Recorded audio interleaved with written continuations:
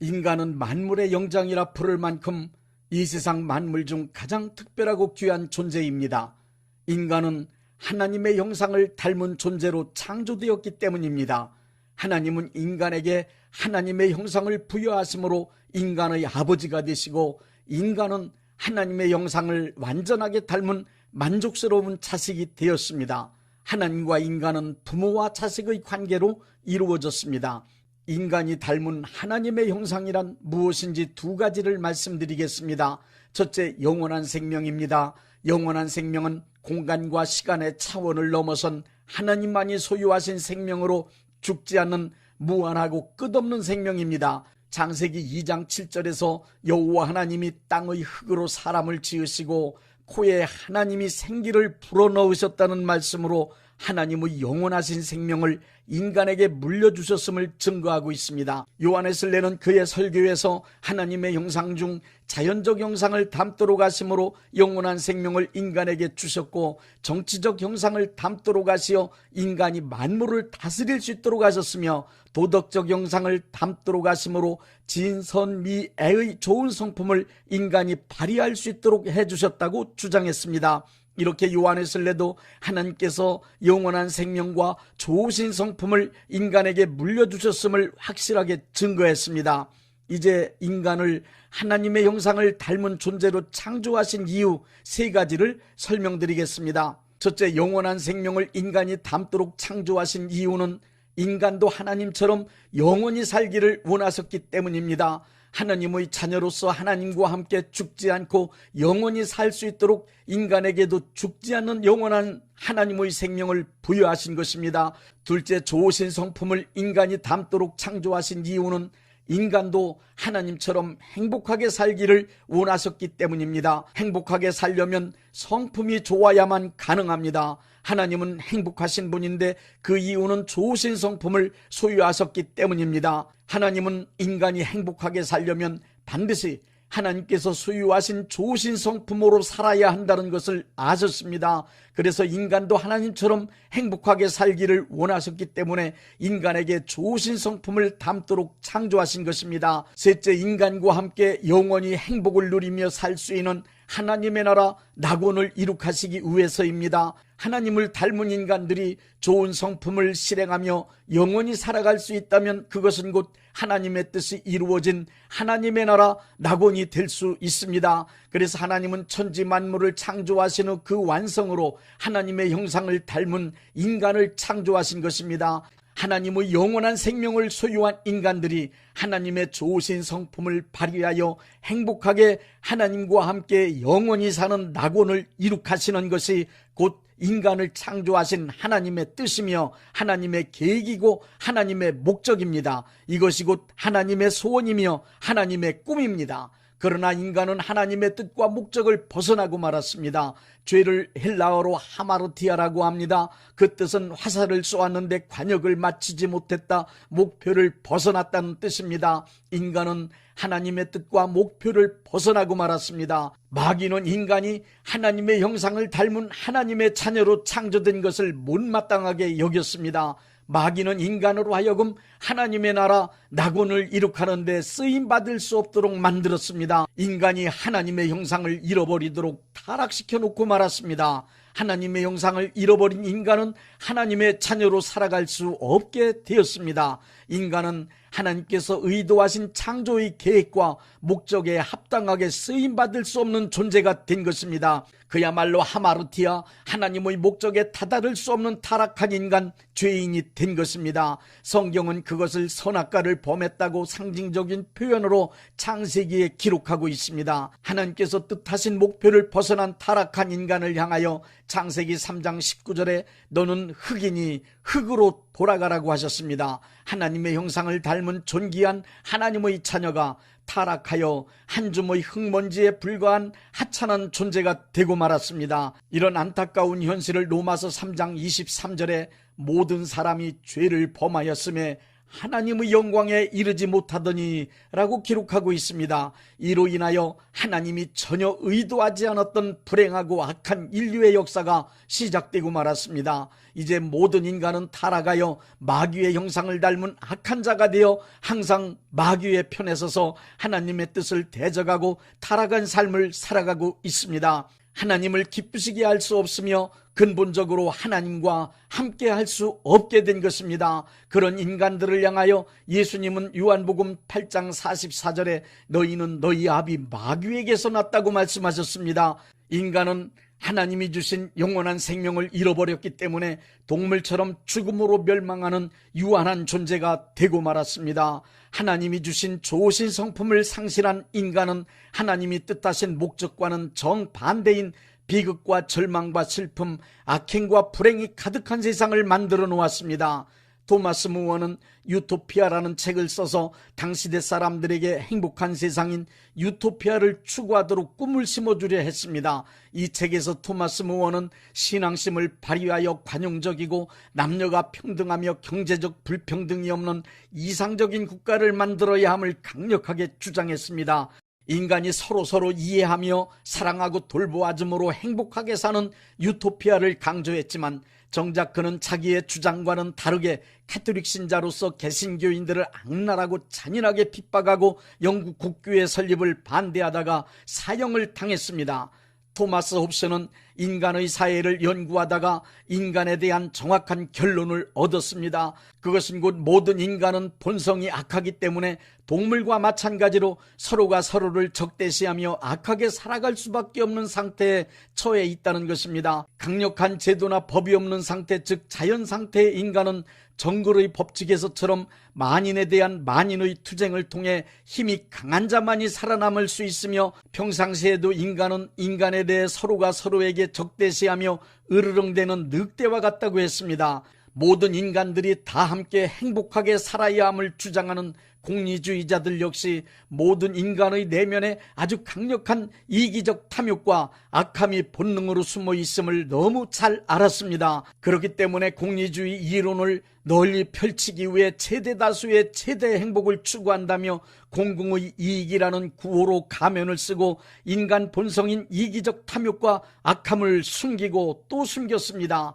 그들이 외치는 공공의 이익을 위하여라는 그럴듯한 구호들은 이타주의적 가면을 쓰고 다른 사람들을 속이기 위해 외치는 타락한 인간들의 거짓말이라는 사실을 우리 모두가 잘 알고 있습니다. 공산주의자들 역시 모두 골고루 잘 사는 사회를 만들겠다고 외쳐댔지만 권력을 잡은 자들만 잘 사는 그야말로 가장 불평등한 사회를 이 세상에 만들어 놓고야 말았습니다. 공산주의 이론과 사회를 처음 만들었던 사람들이 놓친 것이 하나 있습니다.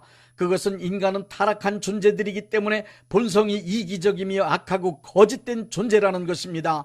본성이 타락한 인간은 절대로 인간의 사회를 골고루 잘 사는 평등하고 평화로운 사회를 만들 수 없습니다. 우리의 현실에서도 그런 현상을 뚜렷하게 볼 수 있습니다. 민주주의와 평등한 사회, 정의로운 사회를 건설하겠다고 떠들던 사람들이 인기를 얻어 권력을 거머쥐고 난 후 보이지 않는 곳에서 저지른 악행이 드러났을 땐 일반적 상식선에서도 도저히 용납할 수 없는 파렴치범에 불과했습니다. 거기에다 자신들이 저지른 악행을 조금도 부끄러워하지 않고 자신들은 이 시대의 의인인 양 떠들어대며 내로남불하고 있는 모습은 볼썽사납게 여겨집니다.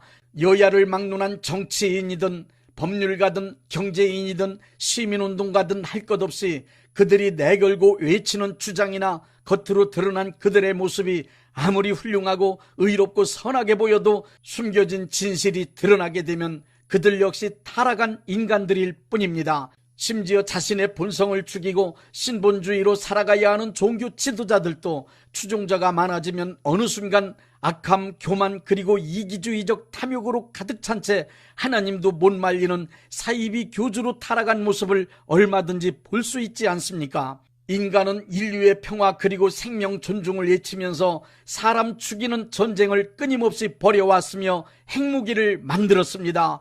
교육학자들은 인성을 잘 교육하여 훌륭한 인간 만들면 인간 사회는 유토피아가 될 것이라고 주장했습니다. 그러나 교육 수준이 높아질수록 인간성은 더욱 교활하고 악해져 가고 있음을 보면서 교육을 통해 이상사회를 만들 수 있다는 주장에도 우리는 실망한 지 오래되었습니다. 인간은 살면 살수록 인간에게 실망하게 되어 있습니다. 인간은 알면 알수록 인간에게 실망할 수밖에 없습니다. 다른 사람은 그만두고 자기 자신을 정확하게 볼 수 있는 사람이라면 자신의 본성이 이기적이며 악하고 거짓됨을 알게 됩니다. 그리고 자신의 못된 인간성에 실망할 수밖에 없을 것입니다.